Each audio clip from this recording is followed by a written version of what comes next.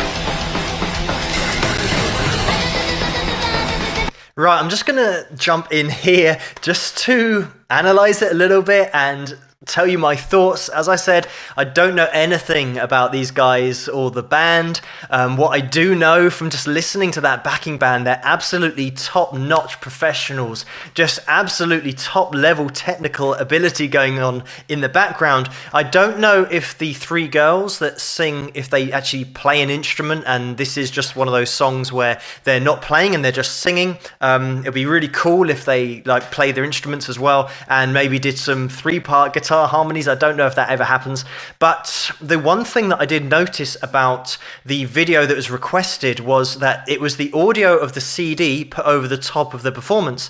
So with all of my videos, I try and look at something that's live. So the second video that I saw was then a setup of having the vocals weren't live, but the band were live.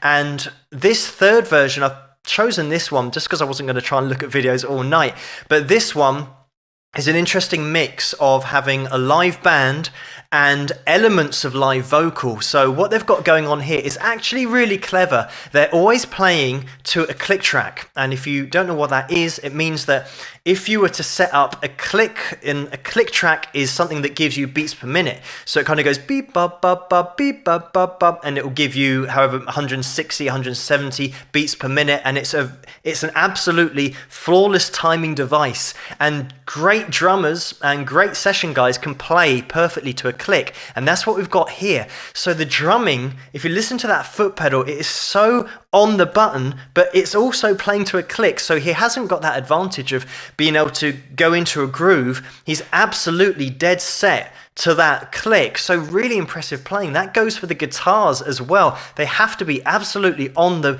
beat with that click, and the reason why they need to be absolutely spot on is because the elements of the vocals that aren't live and the effects that you get on the track that aren't live are all from the original recording, which was done to a click. So if they go out of time, the whole track will be messed up.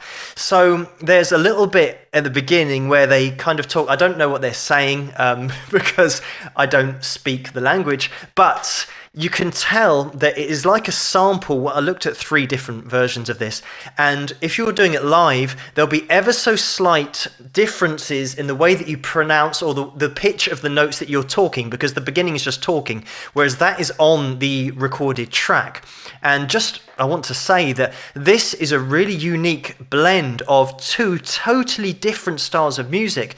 You've got that really strong pop melody that's in there, and that melody is undeniable. You'll find that if you watch this a couple of times, you'll have that in your head. It'll just be stuck in there, even if you don't want it to be. It's such a strong melody.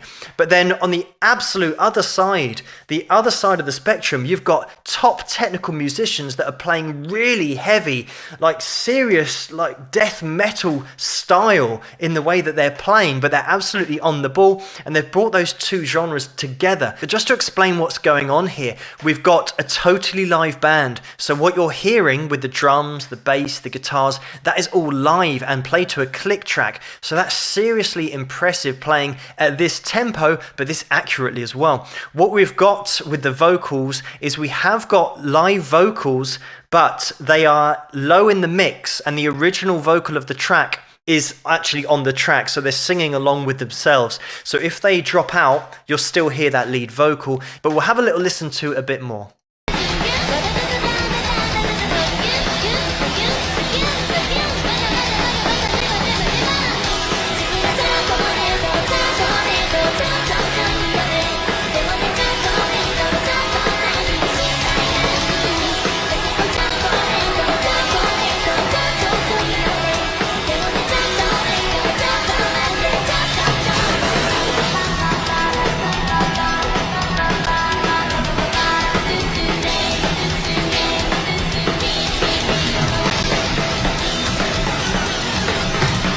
Just like that little vocal there, you could hear straight away that that's actually on the backing track, and it's got a slightly different effect on it, but also like a pitch, not pitch correction, because they're going for that effect. It's an effect that they've chosen. It is pitch correction, but it's for effect, not because they can't sing. But you can tell there that that is on the backing track, just because the way that it sounds, it's perfectly mixed in over the top of all of those instruments.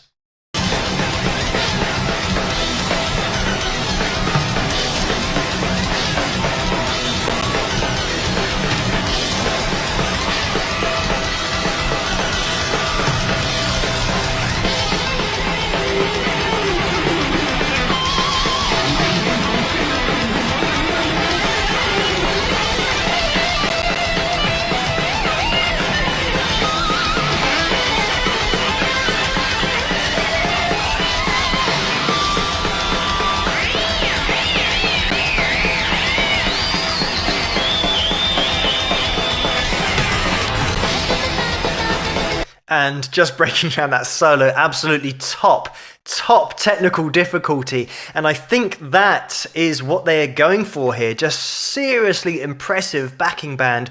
We also saw there, unfortunately, when she was shouting into the mic and nothing came out, which kind of illustrates my point from earlier. But what's most impressive about this is that the solo has to be to a backing track.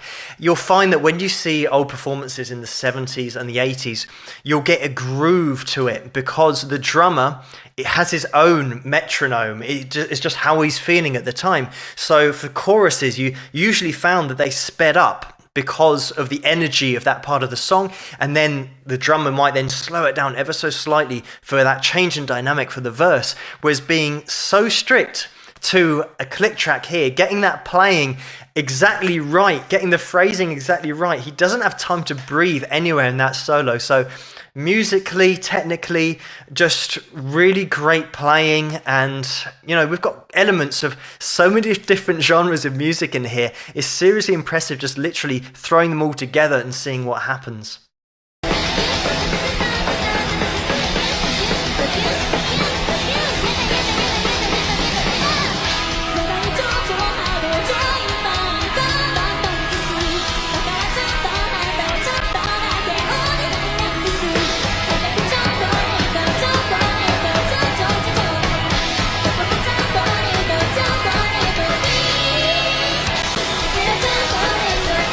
Right now, we actually had a live vocal there. You can instantly tell, if you listen to a lot of music, you can instantly tell a live vocal just because of the natural pitch variations that go on that you can't help when you sing, and when you're jumping around, if you're dancing, you hear it all the time with people that are actually singing live and they're doing quite complex dance routines. You can always hear the breathing and the slightly different delivery that you'd get on a CD of a recorded vocal.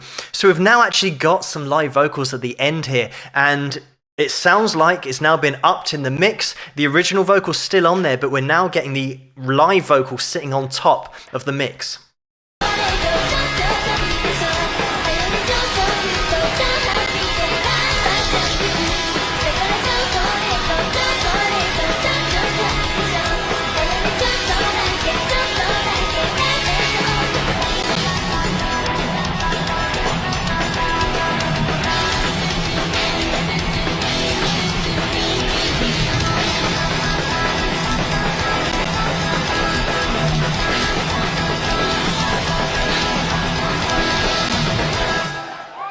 And there we have it.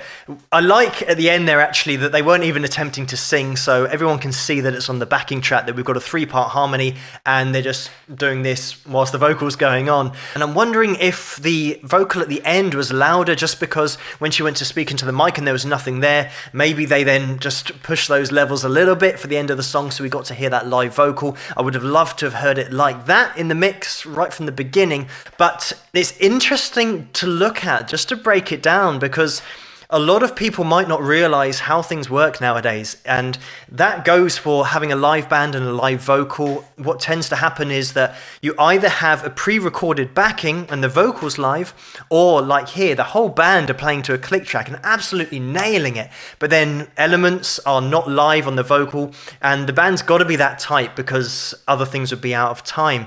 But mixing it together, I'm sure this is not going to be for everyone, because a lot of people like one genre, and mixing two such extremely different genres together is not going to be to everyone's taste. On this channel, I will listen to everything. I've had so many different genres. I've never had a mix of two totally opposite genres like this. It's certainly interesting to throw it together, but I can see how it works. We've got those pop elements of that backing track with a little bit speaking on, that auto-tune on there as well in parts just to give it something slightly different. You've got dancing here as well, the choreography. People that will be into pop would come to expect that. But then also you saw the mosh pit there. We've got really top technical playing in the background live to a click track by the band, and they're playing some really heavy stuff, but you know, it seems to be doing well. A lot of people are really open-minded to this and have taken on both of those elements. But fundamentally, this wouldn't work if it wasn't great playing with great melody. Melody is always the killer. I'm not going to say that you're going to get a whole lot of groove and emotion in this kind of playing. It's certainly got its own merits in terms of technical ability and throwing it together with the melody of the singing. It's a bit of a unique one for me tonight. I've heard the band name getting thrown around, but I've never had time to actually delve into any of their playing, any of their stuff. So it's good to actually check out Babymetal and see what it's all about. But thank you so much for suggesting Babymetal for me to check out. Keep those suggestions coming in the comments below. Let me know what you guys think, and if you like this video, please give it a thumbs up and subscribe, and I'll see you guys at the next one. Rock!